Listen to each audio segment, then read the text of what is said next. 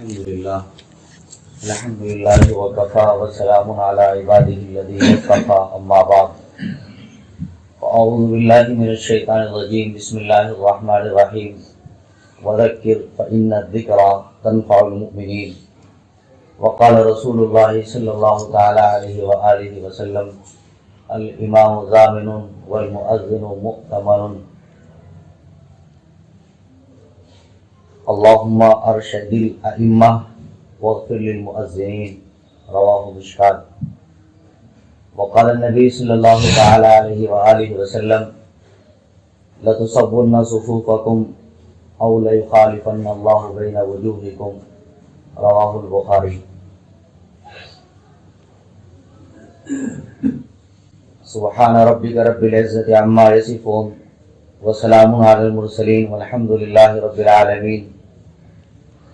اللهم صل على سيدنا محمد وعلى آل سيدنا محمد وبارك وسلم.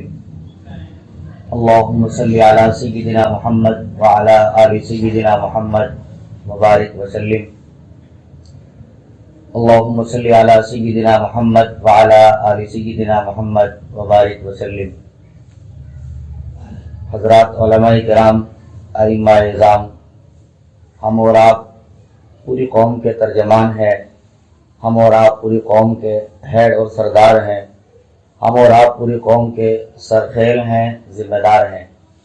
یہ ذمہ داری ہمیں اقوام و ملت نے نہیں دی ہے، بلکہ یہ ذمہ داری ہمیں خود رسول کائنات محمد عربی صلی اللہ تعالی علیہ وآلہ وسلم کی عطا کردہ ہے.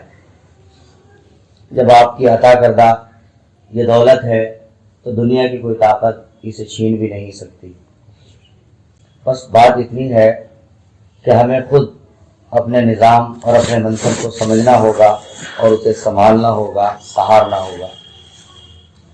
منصب چاہے جتنا عظیم ہو، جتنا بلند ہو، پر یاد رہے جتنا بلند ہو، پر یاد رہے منصب کا مقام صاحب منصب ہی کو سنبھالنا پڑتا ہے. میں پھر دہراتا ہوں، منصب چاہے جتنا عظیم ہو، جتنا بلند ہو، جتنا قیمتی ہو، اور اس کی ویلیو، اس کا مقام صاحب منصب ہی کو سنبھالنا ہوتا ہے. رسول کائنات صلی اللہ تعالی علیہ وآلہ وسلم کا اس سے زیادہ ہم پر کیا احسان ہو سکتا ہے کہ حضور صلی اللہ تعالی علیہ وسلم نے اس منصب کی فضیلت اور اس کے مقام کو ہم اور آپ کے روبرو واضح فرمایا، اور نہ صرف واضح فرمایا بلکہ اس کو سنبھالنے اور اس کو آگے بڑھانے کے گر اور طریقہ کار بھی حضور صلی اللہ تعالی وسلم نے ہمیں سکھائے. ہمیں چاہیے کہ ان راہوں اور ان طریقہ کار کو ملحوظ رکھیں اور ان کے اوپر عمل کریں. آپ کو بار بار زحمت دی جاتی ہے، بار بار آپ کو تکلیف پہنچائی جا رہی ہے، گرمی سردی میں، برسات میں، دھوپ میں، بار بار آپ کے پاس خط و خطابت کیا جاتا ہے اور آپ کو یاد کیا جاتا ہے. میں سمجھتا ہوں یقیناً ان حضرات کے ذہن میں یہ ایسا ہوگا کہ نہیں سمجھ میں آ رہا یہ لوگ کیا کرنا چاہتے ہیں اور کیوں ہمیں بار بار اکٹھا کرتے ہیں، آخر مقصد کیا ہے. میرے بھائیو، مقصد آپ سے کوئی جدا ہٹ کر نہیں، اور مقصد اور مفاد کوئی ذاتی نہیں، بلکہ مقصد اور مفاد جو ہے وہ میں اور آپ کا ہے، پوری قوم و ملت کا ہے، کل ملت اسلامیہ کا ہے. اور یہ سوچنا اور اس پر سر جوڑ کر بیٹھنا اور اس پر غور و فکر کرنا، یہ ہمیں خود ورثے میں ملا ہے. جو چیز وراثت میں ملی ہے، ہم اس کے کیسے منکر ہو سکتے ہیں، ہم اس سے کیسے بھاگ سکتے ہیں، ہم اس سے کیسے جان بچا سکتے ہیں، ہم کیسے اس سے یکسو اور یک سائیڈ ہو سکتے ہیں. نہیں، ہمیں نجات ملنے والی نہیں. بہت پہلے سنا اور پڑھا ہوگا، مکتب عشق کے انداز نرالے دیکھے، مکتب عشق کے انداز نرالے دیکھے، اسے چھٹی نہ ملی جس نے سبق یاد کیا. میں اور آپ کا قصور یہی ہے کہ میں اور آپ اسلامی تحریک سے وابستہ ہوئے. میرا آپ کا قصور یہی ہے کہ میں اور آپ نے قرآن کریم کو اپنے سینے سفینے میں جمع کیا. میرا آپ کا قصور یہی ہے کہ میں اور آپ نے تفاسیر احادیث پڑھی ہیں. میرا آپ کا قصور یہی ہے ایک سچی نیت کے ساتھ، ایک دل ارجمند کے ساتھ، ایک سچے اخلاص کے ساتھ میں اور آپ کو میرے ماں باپ نے جس دن درسگاہ میں بھیجا تھا، وہ ان کے آنسوؤں سے پوچھئے، وہ آج ان کی قبروں سے پوچھئے، وہ ان کی روحوں سے پوچھئے کس اخلاص کے ساتھ انہوں نے مجھے اور آپ کو اس درسگاہ میں بھیجا تھا۔ وہ کیا چاہتے تھے، ان کے دل، ان کے ذہن میں کیا چیز کا فرما تھی، کن لوگوں نے ان کا ذہن یہ تعمیر کیا تھا، آخر کس بزرگ کی بات ان کے دل پر چڑھی تھی، آخر کس کی بات مان کر کے انہوں نے ہماری پوری زندگی کو مدارس اسلامیہ کے حوالے کر دیا تھا۔ اور اب تو کچھ بھی نہیں، پرانے لوگ موجود ہیں آپ میں، کیسی سدائے دے کر کہا کرتے تھے کہ بس کچھ بھی نہیں چاہیے سوائے ہڈیوں کے ڈھانچے کے۔ آخر اتنا بڑا فیصلہ انہوں نے کیوں لے لیا تھا، آخر اتنے بڑی باتیں انہوں نے کیوں کہہ دی تھی؟ یقیناً ان کے سامنے کوئی ہدف تھا، یقیناً ان کے سامنے کوئی ٹارگیٹ تھا، یقیناً ان کی نظروں، ان کے دل میں کوئی مشن تھا۔ وہ آپ کو کچھ بنانا چاہتے تھے اور کچھ بنانے کی تمنا لے کر آپ کو انہوں نے میدان میں اتارا تھا، ورنہ وہ چاہتے اسکول اور کالجوں کے منہ میں مجھے اور آپ کو ٹھونس سکتے تھے، وہ اگر چاہتے مجھے اور آپ کو شاندار انجینئر بنا سکتے تھے، وہ اگر چاہتے مجھے اور آپ کو شاندار تاجر بنا سکتے تھے، لیکن ان راہوں کو چھوڑ کر انہوں نے میرے آپ کے لیے راہ کیوں تجویز کی ہے، یہ تو وہی بتائیں گے جو آج قبروں میں۔ لیکن کچھ ہمیں بھی سمجھ میں آتا ہے کہ ہم کیوں اس سائڈ پر ڈالے گئے، ہم کیوں اس مقصد کے لیے نکالے گئے، کیوں ہمارا انتخاب کیا گیا ہے۔ جب سمجھ میں آتا ہے تو پھر آپ خود ہی سمجھ لیجئے کہ ہمیں اس عظیم مقصد سے نجات نہیں مل سکتی، ہم اس سے ایک سائڈ نہیں ہو سکتے۔ آج جو قوم میں بدحالی ہے، آج جو قوم میں بے حیائی ہے، آج جو قوم میں فحاشی ہے، آج جو قوم کے اندر بے روی ہے، آج جو قوم کے اندر گالم گلوچ ہے، آج جو قوم کے اندر نشہ ہے، آج جو قوم کے اندر ننگا پن بڑھ رہا ہے، آج جو قوم کے اندر سود و سٹے کا چلن بڑھ رہا ہے، ان تمام چیزوں سے ہم اور آپ کیسے آنکھ بند کر سکتے ہیں؟ اگر آج میں اور آپ نے اپنے مقصد کے لیے، اپنی زندگی کو جینے کے لیے ان سے اپنی آنکھیں بند بھی کر دی تو سیدنا ابوبکر صدیق رضی اللہ تعالیٰ عنہ کو کیا جواب دو گے؟ سیدنا خالد بن ولید کو کیا جواب دو گے؟ ان ہزاروں سپہ سالاروں کو کیا جواب دو گے جنہوں نے اپنے خون کے آخری قطرے ہونے تک اسلام کو سرنگوں نہ ہونے دیا؟ کیا جواب دو گے سیدنا ابوبکر صدیق کو؟ ایلقص الدین اور انا ایل، آپ کا ایک جملہ تھا، جملہ نہیں میں کہتا ہوں ایک دہاڑ کی، آپ کا ایک اعلان تھا اور برسر عام یہ اعلان تھا آپ کا، کیا میرے رہتے رہتے، کیا میری حالت زندگی میں، کیا میرے سانس کی زندگی میں، کیا میرے جیون میں موجود رہوں؟ ایلقص الدین، اور دین کو کم کر دیا جائے، یہ دین کے اوپر پھپتیاں کسی جائیں، یہ دین کو توڑ دیا جائے، یہ دین کی شکل بگاڑ دی جائے، یہ دین کو مسخ کر دیا جائے۔ وہ انا حی، حال یہ کہ میں موجود اور زندہ ہوں، میرے رہتے ہوئے دین پر کوئی حملہ آور ہو، یہ مجھے قدر برداشت نہیں ہو سکتا۔ میرے آپ کی رگوں میں اسی سیدنا امیر المومنین ابوبکر صدیق رضی اللہ تعالیٰ عنہ کا خون دوڑتا ہے۔ جب وہ خون دوڑتا ہے، وہ آج خون کیسے سرد ہو سکتا ہے اور کیسے سکھ شانتی کا سبب لے سکتا ہے؟ کیا امت کے اجڑے اور بگڑے ہوئے حالات، کیا یہ اسی طرح ہوتا رہے گا؟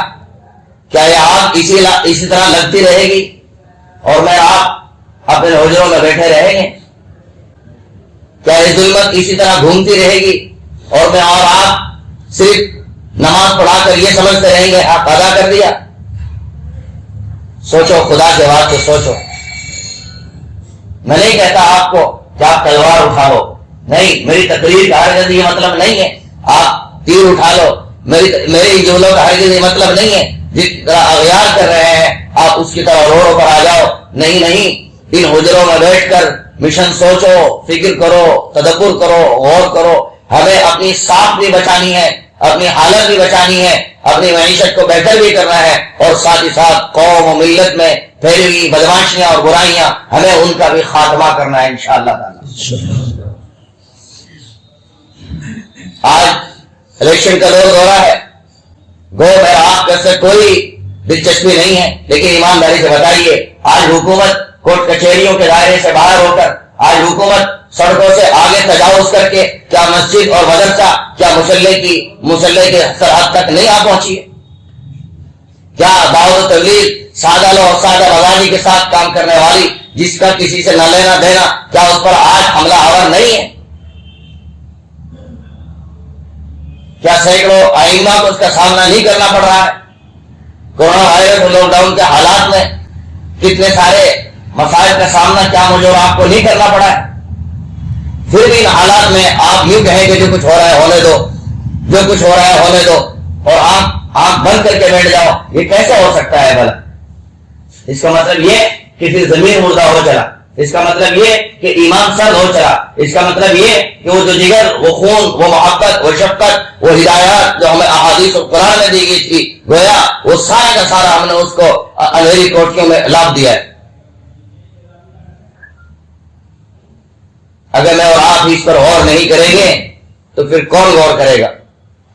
کہ پچھلے 10 سالوں کا وقت کتنے افسوس کا ہے۔ مدارس چلانے والے خوب سمجھتے ہیں اور مسجد میں رہنے والے آپ خوب سمجھتے ہیں کہ معیشت کس طرح ڈاؤن ہوئی، اور جو امت کی ڈاؤن ہوئی تو فرق آپ پر بھی پڑا، اور حالات اس انداز کے اگر یہی روش مزید جاری رہی اور یہ ظالمانہ حکومت کا خط نہ الٹا گیا اور حالات کا پھر بدل نہ ہوا، میرے آپ کے دیکھتے دیکھتے یہ ٹوپیاں جو آج کچھ چمک رہی ہیں، جس میں 100 میں سے تقریباً 40 فیکٹری کے حوالے ہو چکی، جو آگے بچی ہوئی ہیں، شاید اس کا بچانا بھی مشکل ہوگا۔ اذان اور نماز اسلامی شعار ہے، اسلامی شعار کی حفاظت پوری قوم و ملت کی ذمہ داری ہے، نہ صرف آپ کی۔ البتہ جب آپ قومی شعار کے محافظ ہیں، آپ ملت اسلامیہ کے شعار کے محافظ بنے ہیں، یعنی اذان اور نماز کے آپ پاسدار اور نگہبان بنے ہیں، تو پوری امت اور ملت کی ذمہ داری بنتی ہے وہ آپ کی محافظت کرے، آپ کے تقاضوں کو سمجھے اور آپ کی ضروریات کو پورا کرے۔ آپ بھکاری نہیں ہو، واللہ آپ سوالی نہیں ہو، واللہ آپ کمزور اور پستہ نہیں ہو، خدا نے تمہیں بازو دی ہے، خدا نے تمہیں دماغ دیا ہے، تم نے کتاب البیوع پڑھی ہے، تم نے تجارت کے ابواب کو پڑھا ہے اور سمجھا ہے۔ اگر تم تجارت پر آؤ تو بہت شاندار تاجر ہو سکتے ہو، اور یقیناً تمہارے ایک حصہ گزشتہ دنوں میں جو ہم سے ٹوٹا وہ آج مارکیٹ میں بیٹھا ہوا ہے، شاندار تاجر ہے۔ یا ہماری پوری قوم و ملت کو بھی سمجھنا چاہیے کہ وہ شاندار تاجر ہیں، ہم بھی کر سکتے ہیں، لیکن ہمارے دل کے اندر ہی کیوں چراغ روشن، وہ بھی سمجھنا ہوگا۔ ان حالات میں ہمیں خود قوم و ملت کو بھی سنبھالنا اور سہارنا ہوگا، اور اسی کے ساتھ ساتھ اپنے حالات کو بھی جائزہ لینا ہوگا۔ بہت کچھ نہیں کہنا ہے، وقت چونکہ تنگ ہے، لیکن سمجھنا بہت کچھ ہے، سمجھنا بہت کچھ ہے۔ دنیا بھر میں ہر سلسلہ اور تہذیب کے لوگ ہر شعبہ اور جائزہ لینا ہوگا۔ بہت کچھ نہیں کہنا ہے، وقت چونکہ تنگ ہے، لیکن سمجھنا بہت کچھ ہے، سمجھنا بہت کچھ ہے۔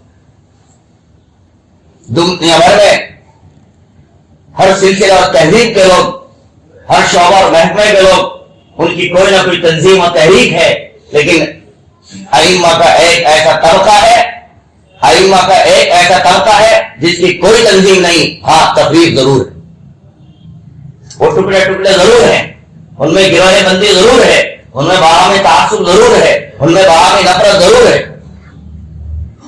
میرے بھائیو، ان حالات میں مجھے اور آپ کو سوچنا ہوگا، ہم اپنی کوئی مستحکم تحریک کھڑا کریں، اور جن لوگوں نے یہ آواز لگائی ہے، بعض حضرات ابھی بھی تذبذب کے شکار ہے، شاید ان حضرات کا کوئی مفاد وابستہ ہو، شاید ان حضرات کی خاص غرض وابستہ ہو۔ واللہ العظیم دل میں کوئی مفاد وابستہ نہیں ہے، واللہ العظیم دل میں کوئی غرض وابستہ نہیں ہے، سوائے اس کے کہ بکھرا ہوا شیرازہ، بگڑے ہوئے حالات وہ سدھر جائے اور حالات کا دھارا بدل جائے اور انقلاب کی راہ مجھے اور آپ کو میسر آ جائے، سوائے اس کے اور کوئی جذبہ اور ارادہ نہیں ہے۔ اس سے بڑھ کر اگر کوئی ارادہ ہے تو آپسی بگاڑ، ہمارا قلبی بگاڑ، ہمارا ذاتی بگاڑ، منصب امامت کے تقاضوں سے ہمارا ناواقف ہونا، منصب امامت کے ذمہ داریوں سے ہمارا نہ سمجھنا، یہ ایک مقصد اس کا مزید ہو سکتا ہے اور حقیقت ہے۔ مثلا اتحاد بین المسلمین کی آج ضرورت ہے کہ نہیں؟ اتحاد بین المسلمین کی، اور اتحاد بین المسلمین کا سب سے شاندار سولوشن، سب سے شاندار سلوگن، اس کا سب سے شاندار حل اور راستہ اللہ کے محبوب صلی اللہ علیہ وسلم نے جو بتایا ہے، فرمایا وہ تسویۃ الصفوف ہے۔ کیا مطلب؟ تسویۃ الصفوف، صفوں کو برابر کرنا۔ اللہ کے نبی صلی اللہ علیہ وسلم نے فرمایا لَتَطَوَّرْنَ صُفُوفَكُمْ أَوْ لَيُخَالِفَنَّ اللَّهُ بَيْنَ وُجُوهِكُمْ، اے لوگوں اگر تمہاری صفیں نمازوں میں برابر نہ ہو سکی، یاد رکھو تمہارا دل، تمہارے چہرے ایک دوسرے سے منتشر ہو جائیں گے، تمہارے میں تفریق اور توڑ پیدا ہو جائے گا۔ کیا یہ بات حق نہیں ہے کہ آج ملت اسلامیہ میں انتشار پیدا ہو چکا ہے اور اتحاد باقی نہیں رہا، اور اس کے ذمہ دار کوئی اور نہیں، میں ہوں، آپ ہیں۔ مجھے اس کہنے میں آپ سے نہ کوئی ڈر لگ رہا ہے اور نہ کوئی گھبراہٹ۔ وجہ اس کی یہ کہ امام جب مصلی پر کھڑا ہوتا ہے، شاید ہی اللہ ماشاء اللہ کوئی پھوٹے منہ سے کہتا ہو صفیں برابر کر لو۔ جس منصب پر اتنا دھیان دیا گیا، جس چیز پر اتنا دھیان دیا گیا، محبوب صلی اللہ علیہ وسلم نے ایک ایک روایت نہیں، کئی احادیث، اور کوئی ایسی حدیث کی کتاب مجھے دکھا دو جس کے اندر یہ باب قائم نہ کیا گیا ہو۔ بخاری ہو، مشکات ہو، ترمذی ہو، ابو داؤد ہو، کوئی بھی ہو، ہر جگہ پر باب تسویۃ الصفوف قائم کیا گیا ہے۔ بخاری کی کیا گیا، بخاری کی کئی روایتیں ہیں، مثلا حدثنا انس بن مالک رضی اللہ تعالی عنہ قال قال رسول اللہ صلی اللہ تعالی وسلم اذا اقامت الصلاۃ، جب صفیں قائم کر دی جاتی تھی اور تکبیر کہہ دی جاتی تھی، فاقبل علینا رسول اللہ صلی اللہ علیہ وسلم بوجهه، نبی کریم صلی اللہ علیہ وسلم اپنے چہرے کو ادھر کو منہ ہوتا تھا مگر گھوم کر لوگوں کی طرف متوجہ ہوتے تھے اور فرمایا کرتے تھے کہ صفوں کو برابر کرو۔ آپ فرمایا کرتے تھے وَاعْتَدِلُوا وَتَرَاصَوْا فَإِنِّي أَرَاكُم مِّن وَرَاءِ ظَهْرِي، لوگوں صفیں برابر کرو، میں تمہیں پیچھے سے بھی دیکھتا ہوں۔ کیوں؟ فَإِنَّ تَسْوِيَةَ الصُّفُوفِ مِنْ إِقَامَةِ الصَّلَاةِ، صفوں کی برابری اصل جو ہے نماز ہی کا ایک جز ہے، ایک حصہ ہے۔ لیکن سال گزر جاتا ہے، شاید کوئی کہتا ہو بھائی صفیں برابر کرو، اس لیے کہ گھبراتے ہیں، ڈرتے ہیں۔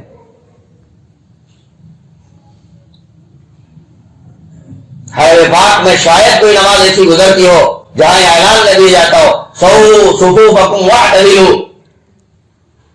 اپنی صفوں کو برابر کرو، درست کرو صفوں کو۔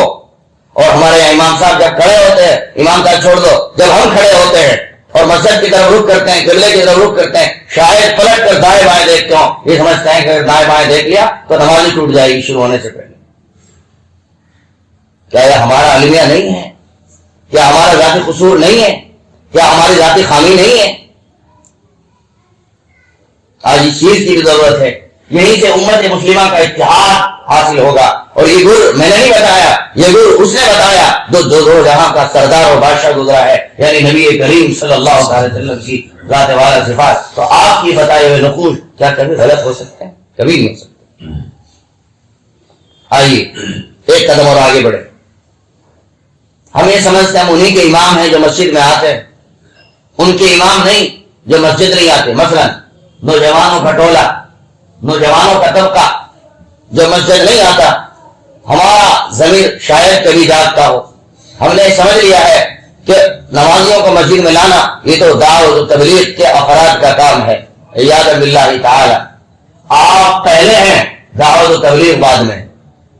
آپ کی بنیاد پہلے ہے، دعوت و تبلیغ کا وجود بعد میں ہے۔ اور دعوت و تبلیغ الگ سے کوئی طبقہ نہیں ہے، وہ بھی آپ ہی کا ایک حصہ اور ایک جز ہے۔ کورونا وائرس میں اگر دعوت و تبلیغ پر حملہ آور ہوئی حکومت اور وہ بند ہوئی اگر چند دنوں کے لیے، ایمانداری سے کہیے آپ امام ہیں، کیا واقعات نمازوں کے اندر فرق نہیں آیا؟ اور جب آیا ہے تو پھر سمجھ لیجیے کہ اس کی کتنی ضرورت ہے۔ یہ ہماری ایک جنگی جماعت ہے جس کو جنگی کہا بھی نہیں جا سکتا، لیکن حقیقت میں یہ زمینی سطح کی جماعت ہے۔ ہمارا کام اور ان کا کام کوئی علیحدہ نہیں ہے، ہمارا ان کا کام ایک ہی ہے۔ ویسی بھی دعوت و تبلیغ کا وجود سیدنا شیخ الہند مولانا محمود الحسن دیوبندی رحمۃ اللہ علیہ سے، اس لیے کہ حضرت مولانا الیاس صاحب رحمۃ اللہ علیہ کاندلوی حضرت شیخ الہند مولانا محمود الحسن دیوبندی رحمۃ اللہ علیہ کے فیض یافتگان میں سے۔ تو دعوت و تبلیغ ہماری ہوئی ہے کسی اور کی؟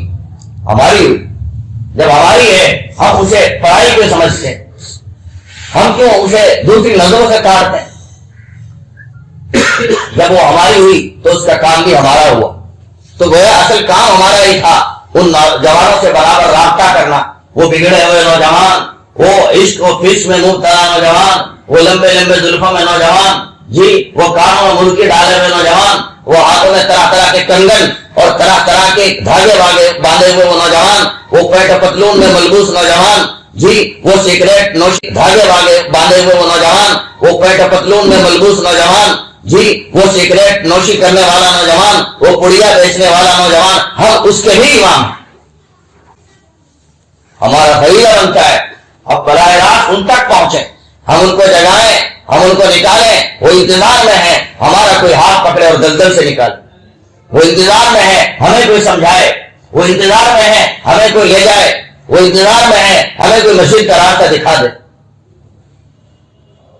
ہے افسوس ہم کبھی ایک کال کر کے بھی انہیں یہ نہیں کہتے بھیا آپ کبھی مسجد آتے ہی نہیں، آپ کبھی ملے نہیں. اتنے سجیلے نوجوان، مجھے معلوم ہوا آپ کے کاروبار کے بارے میں، آپ شاندار کاروبار کرنے والے ہیں. مجھے معلوم ہوا آپ کے اخلاق کے بارے میں، آپ شاندار اخلاق والے ہیں. مجھے معلوم ہوا آپ کی فلاں چیزوں کے بارے میں، آپ کے اندر اتنا اچھا کریکٹر اور کردار ہے. بڑا آپ مسجد کیوں نہیں آتے؟ آپ جیسے سجیلے نوجوان اگر مسجد آئیں گے اللہ اکبر بستی کے حالات ہی بدل جائیں گے، ان میں انقلاب پیدا ہو جائے. آپ کہاں جا رہے ہو؟ حال تو دیکھو آج کیا ہو رہا ہے، چوطرفہ امت مسلمہ پر کیا حالات ہیں اور حکومت نے کیا کر رکھا ہے. ذرا آؤ تو اس طرح، تم تو یہ کام کر سکتے تھے، تم اس مشن پر چل سکتے تھے اگر ان کے ارادوں کو مہمیز لگائیں، اگر ان کے ارادوں کو، ان کے جذبات کو کرے دیں اور ان کو اٹھائیں. یاد رکھو مسجد کی دیوار تعمیر کرانے والے سب سے زیادہ یہی نوجوان ہوں گے، مدارس کی دیوار میں حصہ لینے والے سب سے زیادہ وہی نوجوان ہوں گے. ائمہ کی جماعت تمہاری سب سے زیادہ ہیلپ کرنے والے، مدد کرنے والے اور بڈھوں کے جوابوں کا محافظ بننے والے اور اس کا جواب دینے والے یہی نوجوان ہوں گے. بل ان جوانوں سے ہمیں نقصان ہوگا کہ نفع ہوگا؟ یقیناً نفع ہوگا. نوجوان جب جاگتا ہے، بوڑھے تو تمہیں گنگوں تک بھی نہیں لاتے، لیکن جب نوجوان جاگے گا وہ آپ کو گنگوں تک کی بھی سیر کرا کے لے کے جائیں گے. لیکن ان کو جگانے کی ضرورت ہے، ان کو بیدار کرنے کی ضرورت ہے. وہ کوئی اور نہیں، وہ میرے آپ کی اولاد ہے. وہ کوئی اور نہیں، وہ میرا آپ کا خون ہے. وہ کوئی اور نہیں، وہ میرا آپ کا کنبہ اور قبیلہ ہے. ہم اس سے کیوں یکسائی ہو گئے؟ ہمیں ان کو بھی جگانا ہوگا. آئیے بات کو اور قریب لگاتے ہوئے ایک تیسرا مرحلہ مسجد میں صفائی کا. صفائی کا باب ایسا کالا ہے جتنی گوری صفائی. اس پر ہمارا کوئی تجزیہ، یہ اس پر ہماری کوئی نظر نہیں جاتی. ہم یہ سمجھتے ہیں صفائی تو ہمارا کوئی کام ہی نہیں ہے. ہے جس کا نبی صاف، اس کے پیغامات اتنے صاف، جس کی ہدایات اتنی صاف، جس کا رب پنج وقتہ منہ دھونے کو کہے، جس کا رب غسل کرنے کی ہدایات دے، یہ کیسے ہو سکتا ہے وہاں صفائی اور ستھرائی کا نظام نہ ہو؟ لیکن ایک طرف یہ احادیث اور ایک طرف اللہ تعالیٰ کا یہ نظام اور ایک طرف وہ سارے پیغامات صفائی کے امور پر جو ہم نے گاہ بگاہ پڑھے، اور دوسری طرف ہماری مساجد اور ہمارے مدارس اور ان کی بیت الخلا اور ان کے غسل خانے اور ان کے وضو خانے. یہ قابل غور. شاید آپ کو غصہ آئے، لیکن میں بھرپور کوشش کروں گا کہ آپ کو غصہ نہ آئے. آپ سکھ شانتی کے ساتھ بیٹھ کر کے سنیں، اطمینان سے سنیں اور غور کریں. کیا مساجد کے بیت الخلا جو ان کی صورت حال تھی، یعنی جس کنڈیشن پر وہ لگائے گئے تھے سفید پوش سفید شکل میں، کیا وہ آج پیلی پوشاک ہی پہن چکی ہے؟ مساجد کے غسل خانے، ان کے حالات کو ذرا دیکھیں، کتنے سارے وہاں شیمپو کے پاؤچ پڑے رہتے ہیں اور کتنا سارا جالا کالا ہو گیا. کتنے ساری مساجد، ان کی چٹائیوں کا حال، ان کے مسندوں کا حال، ان کے ممبر کا حال، ان کے مائک کا حال. جو سینٹر ہے، جو مرکز ہے، جو سرخیل اور سردار ہیں، وہیں صفائی نہیں تو کہاں صفائی ہو؟ سوال یہ ہے کہ مؤذن اور خادم نہیں. یقیناً ہمارے پاس مکتب کا نظام ہے، بچوں کا نظام ہے، ان بچوں سے صفائی کرائی جائے. ان نوجوانوں سے صفائی کرائی جائے، ذہن سازی کر کے صفائی ہو سکتی. لیکن بیت الخلا تو بیٹھو نیچے سے بھی گندے اور سامنے نظر پڑے تو وہاں سے بھی اس پر اللہ والا اتنا تھوک کے رکھتے ہیں، کئی مرتبہ کے لگنے کو آتی. میرے بھائیوں، میرے شیخ فرمایا کرتے ہیں کہ جس آدمی کا دل دیکھنا ہو اس کی بیت الخلا کو دیکھ لو، اس سے اندازہ ہو جائے گا کہ دل کے اندر کتنا میل کچیل بھرا ہوا ہے. خود اندازہ ہو جائے گا وہ معاملات میں کتنا امین اور صاف ہے. اور حقیقت ہے ہمارے بیت الخلا وجہ اس کی ہماری نظر ہی نہیں. جب ہم بیت الخلا میں جاتے ہیں اور وہ بھری پاتے ہیں اور اس میں گندا بن پاتے ہیں، ایمانداری سے کہو اگر ہم خود جاتے ہیں اور اس کا حال ایسا ہو ہمیں تکلیف ہوتی کہ نہیں ہوتی ہے؟ اگر ہمارے بعد آئے گا وہ ہمیں کیا خاص دعائیں دے گا، اسے تکلیف نہیں ہوگی. آج یہی حال ہے اوپر سے نیچے تک. جو گیا اپنی ضرورت پوری کی، اپنے جو فضلہ جو گندگی اپنے بدن سے نکالی ہے اس کو بھی اندر آگے بڑھانے کی ہم طاقت نہیں رکھتے، بس آئے اوپر سیٹ پر چھوڑ کر چل دیے. بڑا دکھ ہوتا ہے. ہائے افسوس، اپنے اندر کی چیز کسی دوسرے کو کیسے دکھایا جا رہا ہے اور کیسے میرا زمین اندر سے گوارا کر رہا ہے کہ کوئی اس کو دیکھے.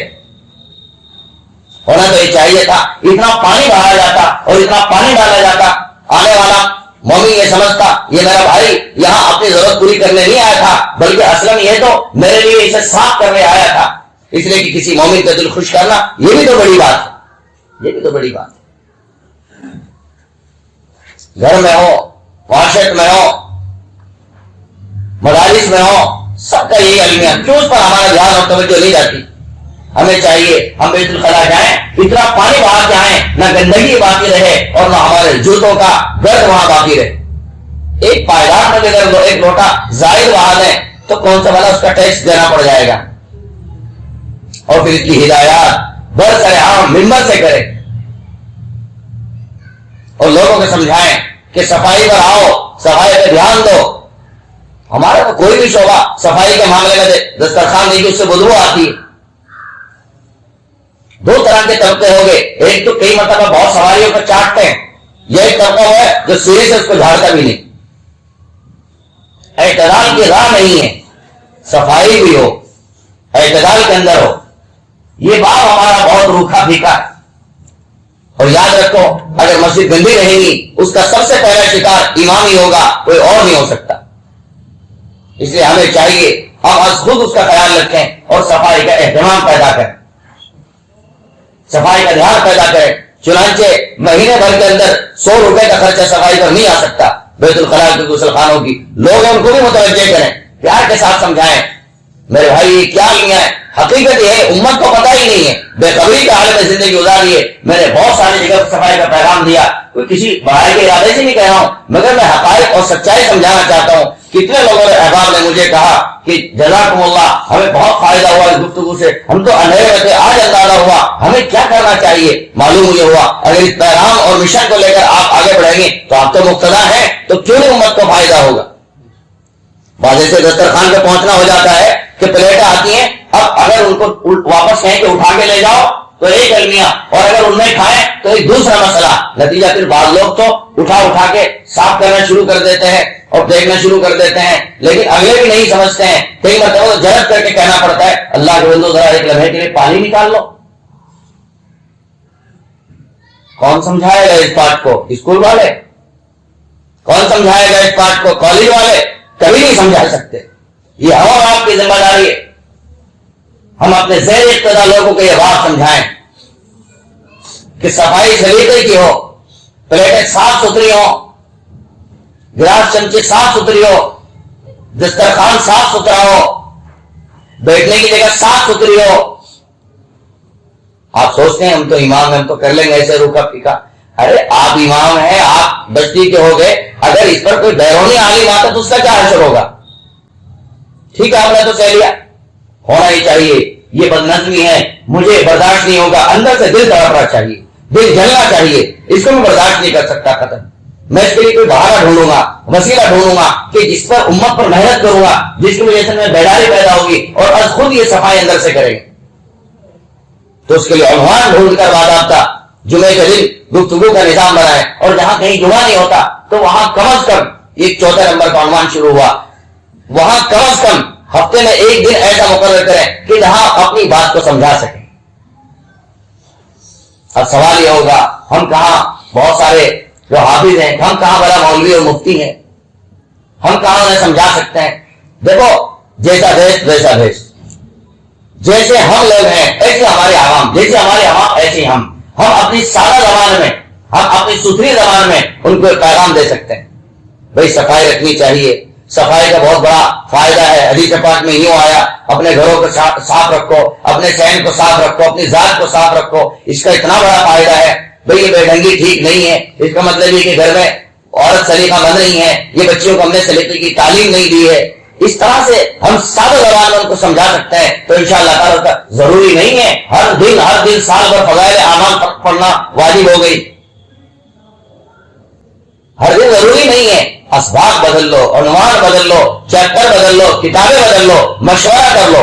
اور چونکہ اس سے پہلے ہفتے جب یہ مجلس ہوئی تو میں نے اس وقت کہا تھا کہ کتنے سارے ایسے عنوان ہیں جس کی آج امت کو ذمہ داری ہے. مثلا بڑھتا ہوا سود, مثلا گاؤں میں پھیری کرنے والے نوجوان اور ہماری بیٹیوں سے رابطہ, اور بے محابہ ہماری بچیوں کو ان سے ملنا, اور ماں باپ کا اندھا ہو جانا, ماں باپ کا بہرا ہو جانا, اور ماں باپ کا دیوس ہو جانا, بغیرت ہو جانا, اور اس پر نہ کوئی بولنا, نہ پختیاں کسنا, نہ توجہ دلانا, بلکہ اپنے آپ کو آزاد کر دینا, پھر ان کے رابطوں کا بڑھ جانا. پھر یہی سلسلہ وہ ہے جو ہماری بیٹیوں کو ارتداد تک لے کر جا رہا ہے, جو ہماری بیٹیوں کو بےایمانوں کے ساتھ بھاگنے پر مجبور کر رہا ہے. اور یہ کہ ان کا چونکہ مشن جاری ہے کسی نہ کسی شعبے کے ذریعے, تو اس عنوان پر گفتگو کرنا, تو اس کے لیے ظاہر ہے میں سمجھتا ہوں بہت سارے کے پاس ممبر ہوں گے, جمعہ کا دن ہوگا, لیکن ان کے پاس اس کے لیے مواد نہیں ہوگا. مواد کے لیے کیا کرے؟ مواد کے لیے ہم مشورہ کریں, علماء کا انتظام ہے. تو بعض علماء وہ ہفتہ 10 دن میں, ایک مہینے میں ایک عنوان پر کالم تیار کریں گے, احادیث لکھیں گے, مضمون لکھیں گے, اور وہ واٹس ایپ میں جاری ہوگا. اس سے آپ اعجاب ہوئیے, اس سے فائدہ اٹھائیے, اس کو آپ پریس سے نکلوائیے اور اس کو اپنے پاس دستاویز کی شکل میں جمع کیجیے, اور جب ضرورت پڑے اس پر گفتگو کیجیے دیکھ کر کے. یہ تو کام ہو سکتا ہے کہ نہیں ہو سکتا ہے ہمارے بیچ میں؟ اتنی سرمری بھی ٹھیک نہیں ہے. ذمہ داریوں کا احساس کریں, حالات کا جائزہ لیں. بس اسی کے لیے میں اور آپ جمع ہوئے. ساتھ ہی ساتھ میں اب سوال یہ ہوتا ہے یہ کیسے ہو سکتا ہے کہ ہماری معیشت کا نظام اچھا ہو, یہ کیسے ہو سکتا ہے ہماری تنخواہیں قوم کم دے رہی ہے اس میں کیسا اضافہ ہو؟ یہ کیسے نہیں ہو سکتا؟ سوال یہ آپ کہتے ہیں کیسے ہو سکتا ہے, ہم یہ پوچھنا چاہتے ہیں یہ کیسے نہیں ہو سکتا. آپ یہ بتائیے. قوم کے سامنے تقاضے رکھے جائے, ان کو سمجھایا جائے, ان کو ضروریات سمجھائی جائیں, ان کو مقام سمجھایا جائے, یہ کون ہے اور کیا ان کی ضرورت نہیں ہے اور کیا ہو رہا ہے ان چیزوں میں. تو اصحاب اثر علماء, ذمہ دار علماء, ان کو بلایا جائے اور ان کے ذریعے متولیوں کی ان کی بات چیت کرائی جائے. یہ ممکن ہے اور ممکن نہیں. الحمدللہ یہ کیا ہے آپ کی تنظیم نے. ابھی کہرانے کے اندر کتنے سارے احبا و علماء کی تنخواہوں میں اضافہ ہوا ہے الحمدللہ تعالیٰ, اور اس پر مزید قدم جاری ہے اور نظام آگے بڑھ رہا ہے. تو جب چند فاصلوں پر ہو سکتا ہے تو کیا یہاں نہیں ہو سکتا ہے؟ بعض لوگ اگلے سوال کرتے ہیں کیسے سب ہوگا, لیکن اس کے لیے کوئی ذمہ دار کا سامنے آنا ضروری ہے. کیا مطلب؟ ہم اتنے 10-12 گاؤں کے افراد ہیں, تو ہمارے درمیان میں ہمارا کوئی وقت کا صدر ہو, ذمہ دار ہو, ہمارے تقاضوں کو بھی سمجھے اور ان تقاضوں کو آگے بھی بڑھائے اور اس پر گفتگو بھی ہو, اس نیچر کو بھی اٹھایا جائے. تو یہ کیوں نہیں ہو سکتا؟ اس کے لیے آج یہ انتخابی نظام ہے, تو آپ حضرات اپنے مشورے سے اس آدمی کو ذمہ داری کے لیے منتخب کریں جو واقعات اس کا اہل بھی ہو. اہل ہونے کا مطلب ذاتی مفاد, ذاتی اغراض, ذاتی شہرت, ذاتی عزت یہ نہیں, جو واقعات ان چیزوں کو بدل جائے اعلیٰ پورا نہیں کر سکتا ہو, وہ تقاضوں کا خیال بھی رکھ سکتا ہو, وہ اتنا فری بھی ہو, اتنا بزی بھی نہ ہو, وہ اتنا الجھا ہوا بھی نہ ہو, وہ بات کہہ بھی سکتا ہو, تقاضوں کو سمجھ بھی سکتا ہو, اس کے لیے بھگدوڑ بھی کر سکتا ہو. یقیناً تنظیم الف میں ہے, لیکن یہ کبھی نہیں ہوتا بچہ آج ہی پیدا ہو گیا ہو اور اگلے دن 4 فٹ کا ہو گیا ہو. اگر ایسا ہو جائے تو ماں بستر چھوڑ کے بھاگ جائے گی. ہر کام پر وقت درکار ہے, محنت درکار ہے, اور آپ کے ارادوں کا ہونا, جذبات اور اخلاص کا ہونا, یہ اس کو کامیاب کر سکتا ہے. بس انہی چند باتوں پر اپنی باتوں کو سمیٹتا ہوں. اللہ تعالیٰ ان باتوں پر مجھے بھی آپ کو بھی عمل کرنے کی توفیق عطا فرمائے. وما توفیقی الا باللہ.